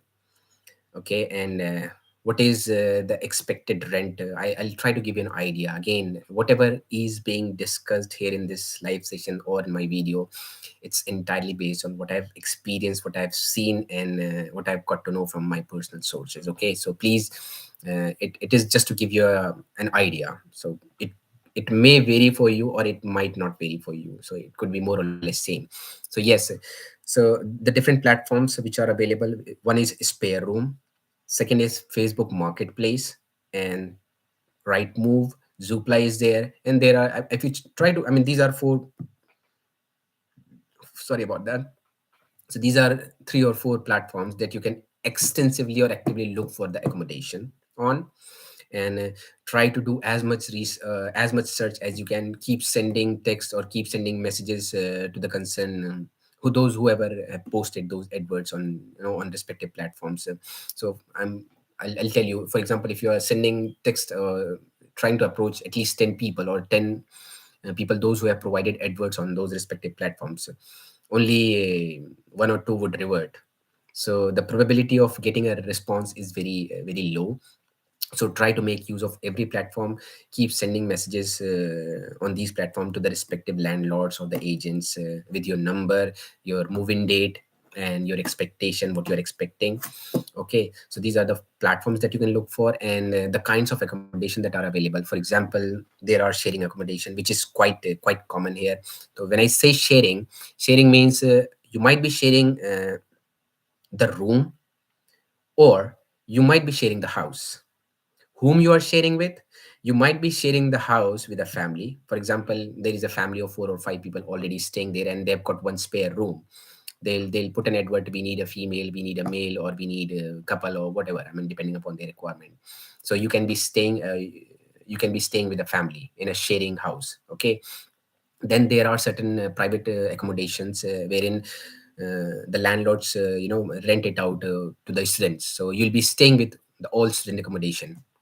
So this could be one thing. Or if you're on budget, if you don't want to spend too much, or if you don't have money to spend on the accommodation too much, so you can share the room also, depending upon your preference. If you're a girl, you'll be sharing with a girl. You're a boy, you can share with a boy. Okay, so this is how it works. And above all this, there are agents, those who can provide you with a licensed property, wherein a proper paperwork would be done. For the previous two accommodation that I've talked about, they don't require any formal paperwork, and this is what they are doing these days here. I do not know whether it is acceptable by the authorities or not, but this is quite prevalent here. So yes. Okay, so you can go for those licensed properties by connecting with the agents, because they are the official representative for those accommodations. And if you are not on budget, if you are good with your budget, you can go for the student housing, which can cost you even, they come with all the amenities and all the resources and all the support that you can think of. And you'll be paying quite a hefty amount for that. It could be anywhere between 1000 to 2000, depending upon where you are staying, what sort of accommodation it is, and what sort of facilities they are providing. Okay, so now I've touched upon this, the different kinds of accommodations that are available. Then and also, if you are here in London or in UK, there is one more thing. So if you move around the roam around the market, or they call it high streets here, the marketplace is being called as high streets. So if you go to the high streets, you will see certain shops are displaying adverts from the private landlords. They talk about, we need a tenant for so and so property, rent is this much, this so that much. So if you are here, you can do that as well. You can explore the markets, see what sort of adverts are being placed on those shops. You would get to see once you are here. So that is another way of finding an accommodation. And when we talk about the expenses or the rent, it can vary anywhere between, for example, if you are sharing with somebody, you're sharing the room with somebody, it can cost you even 300, 250, 250, 300, 350, depending upon what sort of property it is. And does it include all the utilities, like your water, your electricity, and your gas, and all those things, right? So it can vary. And if you are going for a single room in a sharing house, either with a family or with the other students, it can cost you anywhere between 400 to 600, again depending upon the area, depending upon how good the property is, and what sort of facilities are being provided, and does it include the utilities or not. So 400 is something that you should be considering as minimum for a single room. It could be a box room, or it could be a decent sized single room with a single bed. They can provide you with a average bed for a single person, with a drawer and maybe chair or table, something like this. So that's for a single room. If you go for double room, the charges will can go anywhere between 600 to 800, or maybe 1000, something like this. You can also go for en suites, or what do you call it, the studio apartments, and they can charge you anywhere between 900 to 1350, or 1400, or even close to 1500, again depending upon the area. So starting from 250 on a sharing basis, it can go anywhere between up to 15,000, 1500, or maybe 12, 2000, in case if you're going for the individual studio flats, or the en suites, or the student housings, if you're going for that. So this is the range, which is quite a big window. But not to confuse you, and just to give you a good idea, that 350 to 600 or 700 would be a good thing you can think of, depending upon the room size and the sharing. Like in case if you're sharing with somebody, if you're just staying alone, this is the window that you should be looking for: 350 to 700. Okay, so, or even 800. So I have touched upon the platforms, or the way you can look for accommodations, and I've talked about the kinds of accommodations that are available, and I've talked briefly about the expense or the rent that you can expect from those different set of accommodations. Then Juma is asking 300 to 400 per month or per week. No, no. So it's per month. I'm so sorry. My bad. I didn't mention that. So 300 to 400 per month is for the sharing basis accommodation. It could be for per week also, depending upon the area that you are going to live. For example, if you are going close to central London, or if you are residing in central London, then the property owner or the agents or landlords can be in charge 400 per week, 300 per week, something like this. But definitely, I'm sure that most of the student doesn't go for those things. They look for a decent or a reasonable accommodation, and that is accordingly I have provided you with that window, and that is for per month, not per week. Okay, so Priyanka, this is good question actually. I was expecting something like this from somebody. Since our university is in Zone 2 and it's in Canary Wharf or East India Dock, it is still in the East London, I would say, and very much close to Central London. So Stratford is one of those areas. East Ham is one of those areas in East London. Then Forest Gate, Manor Park, Plaistow, and Barking, Ilford, Dagenham, Seven Kings, Romford. These are the areas where most of the students, especially those who are studying in East London, they reside. Redbridge is there, then Lyttonstone is there, Lytton is there, Walthamstow is there. So these are the areas wherein if you are staying, you can reach to the university maybe in just within 1 hour. And mind you, if you are traveling in London just for 1 hour or maybe a little more than that, okay. So, hi Sangeeta, nice to see you. So, interestingly, we have got one more student ambassador joining in us. So, her name is Sangeeta Pokhrel. She's here, and she's also associated with the student union. So, it's interesting. So, Sangeeta, feel free to comment or feel free to add on something in case if I'm missing while guiding these upcoming students. Okay. So yes, I was talking about the area. So I've just very roughly given you the you know the name of the areas that you can look for. And yes, I was mentioning in if you're traveling for 1 hour or 1.5 hours in London, it should be fine because I've seen students those they raise their eyebrows if I tell them okay, it's going to take almost like 1.5 hours for from your place to the university, and they're like, oh, that's too far. I would say even if it's far, but it's still a reasonable distance, especially in London, because you have plenty of options available to commute. It's bus, it's train, so and it runs throughout almost like 24/7 service. It is so, and the also if you go if you go if you increase your radius of staying away from the campus, it also gives you a reasonable option in terms of expenses or in terms of rent. So that's one of the biggest advantage of staying away from the university. So the more closer you try to come, it's going to cost you more. So Sangeeta, actually we had been running this session for almost more than 1 hour now. Yeah, I don't see too many questions coming in, but next time definitely, if we are going to have this session, I'll inform you in advance.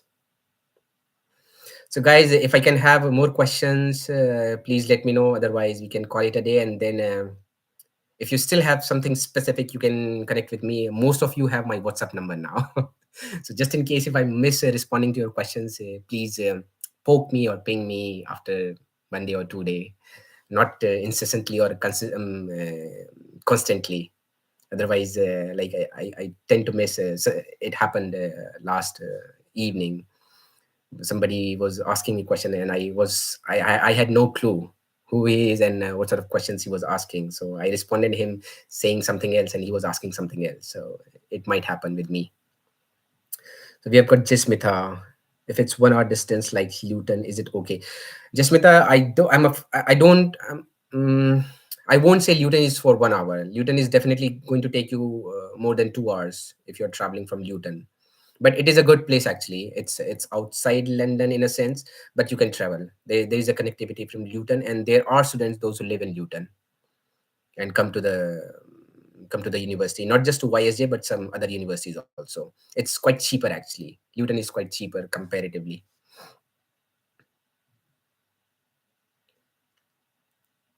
So will it help reaching on time? It depends on you. I mean, I've said this thing and I'm saying it again. You've got to be really well organized, well managed, and well informed of everything. Train strikes are quite prevalent and quite often. It happens quite often here. So if you are aware about what is happening, then you should be fine. Otherwise, if you are not aware and you just randomly think, okay, I'm ready, I should be leaving, and at the next moment you get to know that the trains are not running, so definitely you'll be late for your class or for your work. So please be mindful of that. Otherwise, I don't see Luton is going to be a challenging task to commute. But yes, I've heard that the job opportunities are not so much when definitely if you compare with London. So from the job perspective, it might not be that good. But yes, from the rent wise or from the expense wise, it's cheaper than London. Yes, it is. It is. So it is. So you're going to save money on your rent, but you might end up paying more towards your commute. So this is how it balances. It get balanced actually. So it can happen. But again, I'm saying, Priyanka, for example, if you have got university for 3 days, okay, and you are able and you are getting an accommodation income in London, in East London maybe, for £500 or £400, and if you're commuting from Luton, and in Luton you get a property maybe for just £250, so there's a difference of £150, right? So if you're traveling just for 3 days and it costs you just under 150 or less than 150, then definitely you are saving some money and not spending too much. But if if you're working, if you're traveling to the university, and if in case if you're working, commuting for 5 days a week or 6 days a week, then it will cost you. It will cost you definitely. Then it won't be a wise idea to stay away from London or stay away too far from the campus actually, because what you save on your accommodation you'll end up spending on your commute. I hope it makes sense, Priyanka.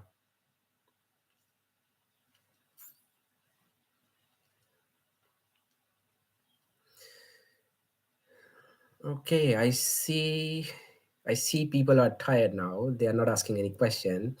But guys, those who are still here, I would suggest whatever question that you have or that you come up with within the 1 week or 2 week time, please let me know. You can just drop me those questions on the WhatsApp, and what I can do, either I can make a video on those covering those questions, or I can do a live session again.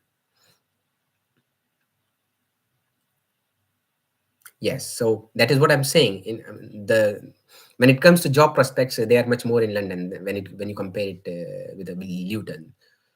So if you're lucky, if you get a job in Luton, or you're staying whatever place you're staying away from London, and you get a job close to a place where you are staying, then it makes sense staying over there. Is that is for to staying for would cost? Oh, you're using a big word. Don't use that word. Otherwise you'll get scared using the uh, it won't cost bomb, but yes, the country that you are coming from and the country that you are coming to, there's a difference in the currency difference is there, so it can definitely cost a lot. And London, I would from my experience, I would say it's one of those places wherein if you want to spend money, there is no limit, and if you want to save money, still you have some options. You still have some options. What to expect on day one? Yay! What to expect on day one? You should be expecting chilly weather. That is for sure. So you come prepared, and once you are done with your immigration and all those things, and if you are lucky that you have your accommodation, managed in advance, then first day it's not going to be like it's just going to be a feeling of being at a different place, because you won't be going straight away to the university. In case if that is what you are asking, then it will have a different answer. But if you are just talking in general, like you are coming here in UK, what is it going to be like the first day? So different weather, different people, different atmosphere, and different setting, different feeling for a few days. And once you are into your academics and job and all those things, you will forget everything. You'll be just staying and focusing on what you are supposed to focus on. But yes, I mean, there is nothing, I mean, nothing specific except those things that I've already mentioned. And yes, I would say that if you are coming here and there is a time between you being here and the university being starting, or the your course being starting, so I would say try to explore the city, try to explore the area around, so that you know where the shops are, where the grocery stores are, where the supermarket is, what sort of shops are available, so that you are aware just in case if it's an emergency, especially during the winters when the weather gets really harsh. So you just can't afford to go out every single day, or every single every quite frequently. I mean, you just can't afford that. So you should be able to know, like, what are the basic requirements you can get fulfilled from different stores. You should be knowing where the pharmacy is, you should be knowing where the grocery store is, you know and all those things. You should be knowing where how far the station is, how far the nearest bus stop is. And yes, oh yes, Jasmita, you can certainly do that. You can visit the university. There is no restriction on that, unless the university is closed. Igioma is asking, maybe going to the university would be my first step, because from my BRP mail, my BRP card should be collected from the university. Okay, so Igioma, I believe you were the one who mentioned this thing. So if that is what the case is, then you should be heading to the university once you're settled with your luggage and all those stuffs. You should be heading either maybe same day or next day. You should be heading towards the university to have your BRP collected. And before you do that, you should be knowing that where are you staying, how much time is it going to take, and what sort of commute is available. For example, how far is it from the bus ride, how far is it from the train ride, and how you're going to take those things. And yes, yes, I got to know what I missed about the Oyster card. So Oyster card is something which is an accepted mode of payment for commute. So you can use it, but again, if you are bringing a forex card which is contactless, you can still keep Oyster card on hold for some time, but you'll be receiving emails for the Oyster card as well. And by the time you have it, either you can use your forex card for commute, or you can just go and purchase a regular Oyster card from which is available for anybody. Okay, so if that is that this is where you are supposed to collect your BRP from. If it is on the visa vignette letter, then definitely there is no doubt that you should be collecting your BRP from the university itself. What are the cards available for traveling, and which one I suggest you? As I said, I mean, if you're bringing a card which is like contactless, you should be fine. And if not, then what you can do, you'll be bringing some cash along with you. Okay, so once you are here and before you get your student Oyster card, you can buy a regular Oyster card. It costs maybe around 5 or 6 pounds. You just buy it and top it up for maybe 10, 20, 50 pounds, 100 pounds for the initial few days. So you can use that Oyster card, and it doesn't require any document or any formalities. You can just buy it from anywhere. There are off license shops, and there are stations that you can buy the Oyster cards from. BRP collection during visa application, there was two options: one to collect from the university and one more from the post office. So those who selected sponsor its university. Oh, okay, okay. I didn't have this option actually, but I appreciate that. I got to know about it. So yes, Jasmita is right. So if go by what your visa vignette letter says. Okay, so if it says university or the sponsor, then it's university. There is no doubt about that. In case if it says the nearest post office, then you should be running to the post office in that case. And if you are going to the post office, you should be carrying your cash letter. You should be carrying your passport, or along with the visa stamp. Definitely, if you are carrying your passport, visa stamp would be there, and your visa vignette letter. So these three things you should be carrying. Okay, okay, okay. Interesting. It's good. If you are getting it collected from the university, it would be really good, because sometimes there are certain delays happens during the collection from the post office. So people find it challenging or difficult to have their other formalities done or fulfilled without in the absence of BRP cards. And since I have mentioned that BRP is one of the most critical, in fact, the critical document, the single most critical document when you are here. So yes. So Igioma, I hope I've answered your question. No, about the Priyanka. Yes, Priyanka, I've answered your question, I believe.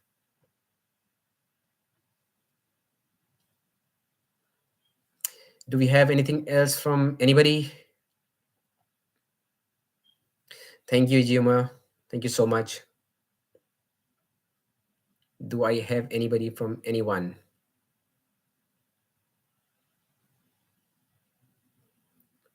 Okay, thank you, Priyanka. Discuss. Oh, Yake. Okay, Jazz. Thank you so much. Okay, so yes, this is interesting that most of the students were not aware of it when I met them last semester during the induction period. That there is a possibility. There is no possibility, but there is a provision actually for you to have a free SIM card from the BFS center of your respective area. So if you're going, if you're going to, if you're going for biometric in the coming days, there is a chaos from either from Leica or Libara Mobile. These are the two major providers of this network provider. Sorry, the SIM card providers, which are available in the VFS centers. So you can get a free SIM card and which is valid for 1 month. So you'll get free net, free internet, free data, and free talk time and 100 international minutes, which is good for 1 month. So you should, and in fact, you must get those, get the SIM card from the VFS center. And even if those who have missed it taking from the VFS center, you can still get it online. There are certain providers who are selling these SIM cards. So whatever you pay here for those SIM cards, you still pay the same amount back in your country, and you can have those SIM cards ready along with you. So the moment you land here, you can just the switch off your local SIM and put this insert this UK SIM and start using it. Otherwise, it is going to cost you much more on your local SIM from your country or while on roaming. So you can use it. Libara and like I have mentioned it, but there are other providers as well. But since you guys are not here, and based on that, I'm telling you these are the two SIM card providers that are for sure that are available either at the VFS center and as well as the online. So there are certain online portals for getting these SIM cards. Okay, great, great. Yes, and it should be valid for 1 month, Igioma, if you can just confirm.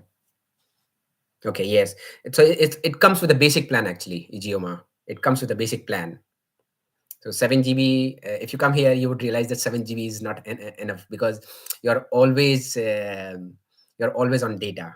In case if you're traveling, you're watching something, es- especially during the initial days, you'll be exploring and searching a lot of stuff while keeping the data on. So 7 GB, it's just like the minimum requirement that you should be having in your SIM card.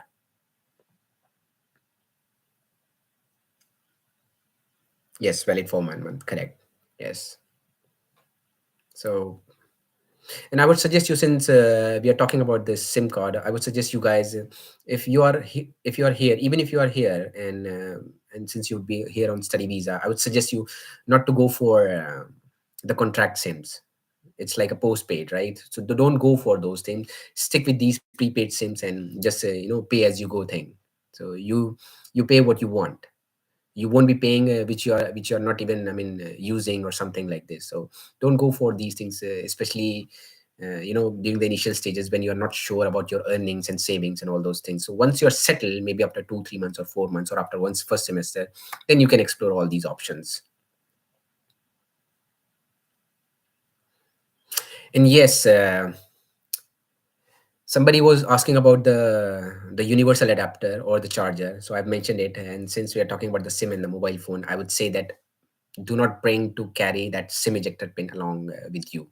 So the moment you are here and if you are carrying the UK SIM, you immediately eject your SIM and put the UK SIM and start using it. I saw two couple actually struggling at the airport at Heathrow when they came here, and they were asking from people if they have the SIM ejector pin. So please bring it. It comes handy. It is really handy actually. Please do that. Do we have anything else, guys? Or we should call it a day? I still have some energy left, so if you have any question, I would be more than happy to answer.